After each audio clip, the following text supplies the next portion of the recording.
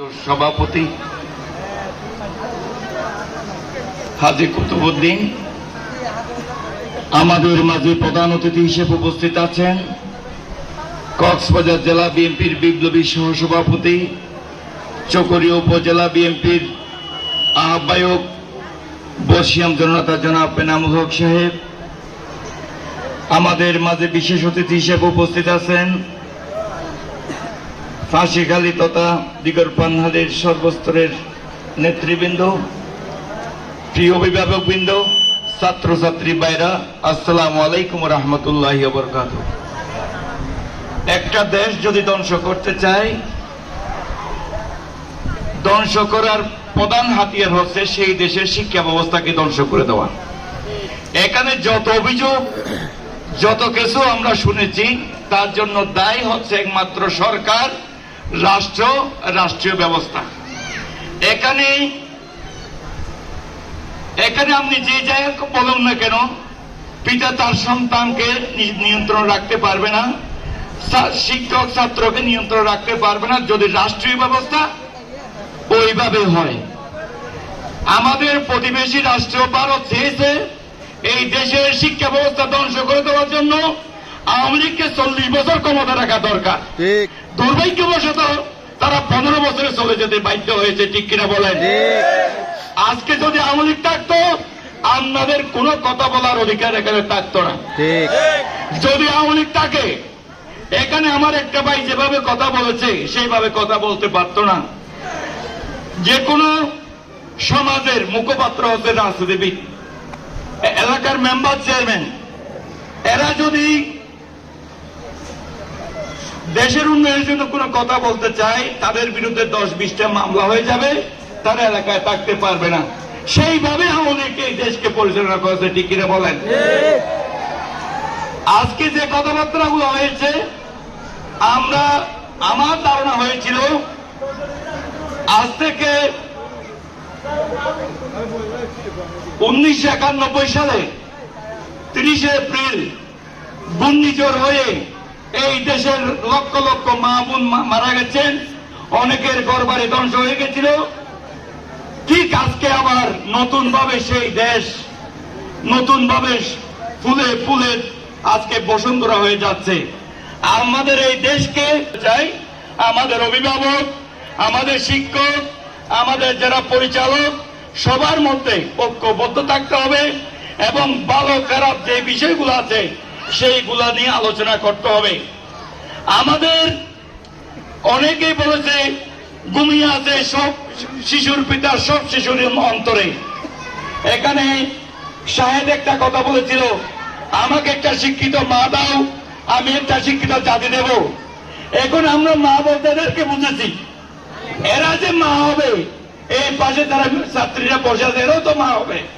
এরা যদি শিক্ষা দীক্ষা জ্ঞান গরিমায় উন্নত না হয়, এরা কালকে মা হয়ে কোন শিক্ষা দিতে পারবে? পারবে না। শিক্ষার মধ্যে দুটি হাত, একটা হচ্ছে মা বাবা এবং পরিবেশ থেকে শিখবে, আর একটা স্কুল প্রতিষ্ঠান থেকে শিখবে। শিক্ষা প্রতিষ্ঠান থেকে শতভাগ শিক্ষা গ্রহণ করতে পারে না, অর্ধেক শিক্ষা গ্রহণ করতে হবে তার পরিবার থেকে এবং পরিবেশ থেকে, আর অর্ধেক শিক্ষা গ্রহণ করতে হবে স্কুল এবং ইউনিভার্সিটি, কলেজ, যেটা বলি আমরা, সেই প্রতিষ্ঠান থেকে। এখন যদি আমরা আমাদের সন্তানদেরকে শিক্ষিত করতে চাই, অভিভাবকদের সচেতন হতে হবে, একইভাবে আমাদের শিক্ষকদের সচেতন হতে হবে, একইভাবে আমাদের পরিচালক মন্ডলী যারা আছে তাদেরকেও সচেতন ভাবে দায়িত্ব পালন করতে হবে। আমরা যখন বড়ইতলী হাই স্কুলে আজকে যিনি প্রধান অতিথি, সেই প্রধান অতিথিকে নিয়ে আমি বিশেষ অতিথি হিসেবে ওখানে গিয়েছি। একজন প্রধান শিক্ষক তার হাতে 90,000 টাকা দিয়েছে, সে ব্যাংকে জমা দেবে, সেই ব্যাংকে জমা না দিয়ে সেই টাকা আত্মসাৎ করেছে। হিসাব করে দেখেছে প্রায় 1/2 কোটি টাকা সে আত্মসাৎ করেছে একটি স্কুল থেকে, ওই বড়ইতলী হাই স্কুল থেকে। যদি একটা প্রতিষ্ঠানে বাবা হয়, শিক্ষক ছাত্ররা কি শিখবে? প্রত্যেকজন স্কুলের শিক্ষক হচ্ছে এক একটা আদর্শ, এক একটা মডেল। তাদের কথাবার্তা, চাল চলন, জ্ঞান গরিমে এগুলো ছাত্ররা অনুসরণ করবে। তাদের যদি কোনো ঘাটতি থাকে, আচরণের মধ্যে ঘাটতি থাকে, শিক্ষার মধ্যে ঘাটতি থাকে, নৈতিকতার মধ্যে ঘাটতি থাকে, সেই শিক্ষক দিয়ে আদর্শবান ছাত্র কখনো গড়া যায় না। তাই আমি বলবো, শিক্ষকদেরকে নিজের থেকে দায়িত্ব নিতে হবে।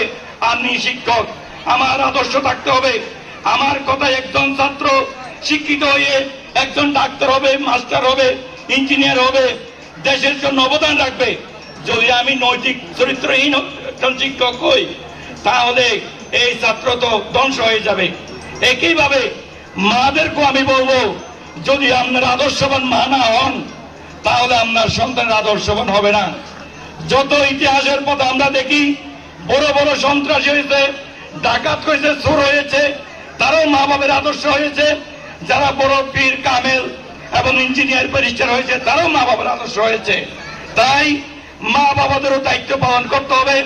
সন্তানদেরকে দেখতে হবে, তাদের আচরণ ফলো করতে হবে, কিভাবে তারা কথা বলে, একজন মুরব্বীদের সাথে কিভাবে কথা বলে, সেই শিক্ষা আপনাদের, সেই ছেলেকে আপনার ফলো করতে হবে। শিক্ষকদেরও ফলো করতে হবে। আপনাদের দায়িত্ব হচ্ছে এটা। শুধু সন্তানদেরকে বড় করলে হবে না। মানুষ একজন প্রাণীর মতো, যদি আপনার শিক্ষা দীক্ষা জ্ঞান গরিমা না থাকে, সে কখনো মানুষ হিসাবে সমাজে প্রতিষ্ঠিত হতে পারবে না। আপনার সন্তান মানুষ হিসাবে সমাজে বসবাস করতে পারবে না। তাই আমি সন্তানদেরকে ভবিষ্যতের জন্য আমার শিক্ষক এবং অভিভাবক এবং পরিচালক মন্ডলী সবাই ঐক্যবদ্ধভাবে যেই সমস্যাগুলো হয়েছে আলোচনার মধ্য দিয়ে এই সন্তানদেরকে জাতির একটি, আমাদের জাতির শ্রেষ্ঠ সন্তান হিসেবে গড়ে তুলতে চাইলে এখানে একটা সুন্দর পরিবেশ এবং সুন্দর শিক্ষা দেওয়া দরকার। আমরা একটা কথা বলি, সূর্যকে কেন্দ্র করে গ্রহগুলো ঘুরে। সূর্য যদি তার অস্তিত্ব হারিয়ে ফেলে, গ্রহগুলো জড়ে পড়ে। শিক্ষক এবং অভিভাবক, আপনাদের আদর্শ এই সন্তানরা একদিন বড় হবে। আপনাদের মধ্যে সেই চরিত্র, সেই আদর্শ, সেই চিন্তা চেতনা, সেই মন মানসিকতা যদি না থাকে, শুধুমাত্র আমরা স্কুলে গিয়ে কমিউনিটি কমিটিতে মাসোয়ারা নেওয়ার জন্য যদি আপনারা দায়িত্ব পালন করেন, তাহলে আপনারা দেশের জন্য কলঙ্ক এবং এই শিক্ষা প্রতিষ্ঠানের জন্য কলঙ্ক। আমি আশা করব যারা রেক কমিটিতে আছেন এবং যারা আগামীতে আসবেন, একটা টাকাও যদি দুর্নীতি হয়, আমি আমার আজকের প্রধান অতিথির উদ্দেশ্য করে বলতে চাই, আমরা তাদের বিরুদ্ধে জিরো টলারেন্স হিসেবে কাজ করব। তাদেরকে আমরা ক্ষমা করব না। আজ থেকে কথা বললাম, যদি স্কুলের একটা টাকাও খরচ করিয়া হয়, দুর্নীতি হয়, আমাদের অভিভাবককে জানাবেন। আমাদের সবার প্রিয় অভিভাবক, আপনাদের সবার নেতা, আমাদের গর্বের দন জনাব সালাউদ্দিন আহমদ সাহেব সেই দায়িত্ব দিয়ে আপনাদের কাছে পাঠিয়েছেন। আমি আজকে আর বেশি কথা বলবো না। আপনারা অনেকক্ষণ ধৈর্য ধরে এখানে বসে আছেন।